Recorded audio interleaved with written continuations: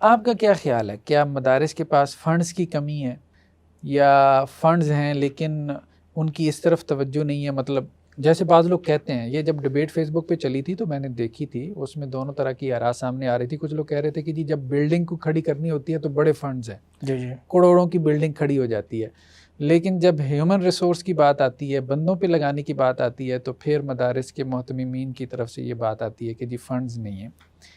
آپ کا کیا خیال ہے، کیا واقعتاً میں فنڈز کی کمی ہے یا ہو سکتا ہے کسی کے پاس فنڈز کی کمی ہو؟ اس میں نا میں اس 2-3 باتیں میرے خیال میں نا اس میں کرنی چاہیے.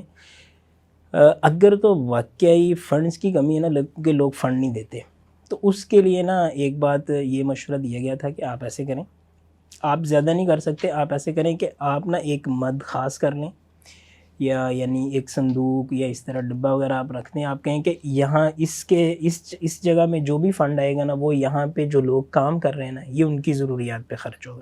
اس میں جو لوگ ڈال دیں آپ ان کو دے دیں، جو مطلب نہ ڈالیں تو اس میں. لیکن اس طرح بھی وہ نہیں کرتے، تو اس سے یہ پتہ چلتا ہے کہ عوام کا شاید اتنا زیادہ مسئلہ نہیں ہے. اچھا، پھر دوسری بات یہ ہے کہ اگر ہم یہ کہیں جیسا کہ آپ نے کہا کہ جی مدارس میں فنڈ کی واقعتاً کمی ہے، تو وہ فنڈ کی کمی وہ صرف اساتذہ پہ کیوں ظاہر ہوتی؟ وہ مطلب مدرسے کی بلڈنگ میں سے بھی پتہ چلنا چاہیے کہ یہاں پہ فنڈ کی کمی ہے. یا مسجد کا مینار تو اتنا اونچا ہوتا ہے. اور میں بعض دفعہ نا مثال بھی دیتا ہوں، میں کہتا ہوں کہ آپ کسی مسجد میں جاتے ہیں نا تو اس مسجد کی انتظامیہ کا ذہن کیا ہے. آپ نا اس بات سے نہ دیکھیں کہ مسجد کی نماز پڑھنے والی جگہ کیسی ہے، آپ نا اس مسجد کے محراب کے ساتھ جو قاری صاحب کا حجرہ نا آپ اس کے اندر جا کے دیکھیں کہ اس کا ماحول کیا ہے. اور میں نے دیکھا ایسے کئی مساجد میں آپ جائیں گے بڑا زبردست قسم کا قالین ہے، مطلب اے سی اور سارا کچھ لگا ہوا ہے، لیکن آپ جو قاری صاحب کے بیٹھنے والی جگہ یا ان کی رہائش دیکھیں جا کے تو وہاں پہ بالکل ہی ماحول مختلف ہوتا ہے.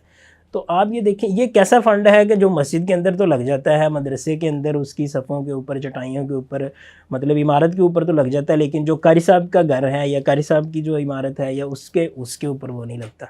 یہ بڑی عجیب ہو گئی. ایک اور بات ہے، اگرچہ یہ تھوڑی سی تنقید ہو جاتی ہے لیکن میرے خیال میں اس کو کرنا ضرور چاہیے. وہ یہ ہے کہ اگر فنڈ کی کمی ہے تو ایک ہی جگہ پہ 2 لوگ رہتے ہیں، ایک محتمم صاحب رہتے ہیں، ایک مدرس صاحب رہتے ہیں. تو وہ فنڈ کی کمی کا شکار صرف مدرس صاحب ہی کیوں ہوتے ہیں؟ یعنی جو محتمم حضرات ہیں، مدیر حضرات ہیں، ان کو دیکھ کے بھی تو پتہ چلنا چاہیے نا کہ فنڈز کی بڑی کمی ہے. مطلب ان کی حالانکہ بھی ایسے مسائل ہوتا حل نہیں نہیں ہے. ہونے چاہیے، آپ کا خیال ہے؟ اور ان کا لائف سٹائل بھی وہ بالکل ہی ان سادہ کے جیسا ہونا معاملات چاہیے. بالکل ہی اور ہوتے ہیں شیخ محترم، وہ تو چیزیں ہی اور بالکل ہوتی ہیں. مطلب آپ ان کی گاڑیاں اگر دیکھ لیں، میں سب کی بات نہیں کرتا لیکن عمومی ایک رویہ ہے، اور آپ کسی بھی بندے سے پوچھ لیں، یہ بعض لوگ جو کہہ رہے ہوتے ہیں نا کہ مولویوں کے پاس فنڈ بڑا، وہ کیوں کہہ رہے ہوتے ہیں؟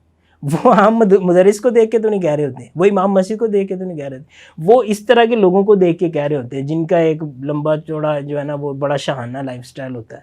اور یہ باتیں جو ہے نا یہ مطلب انڈیا کے ایک عالم دین ہے، غالباً ان کا نام ہے مولانا رفیق احمد رئیس سلفی، اس طرح کر کے ان کا نا نام ہے.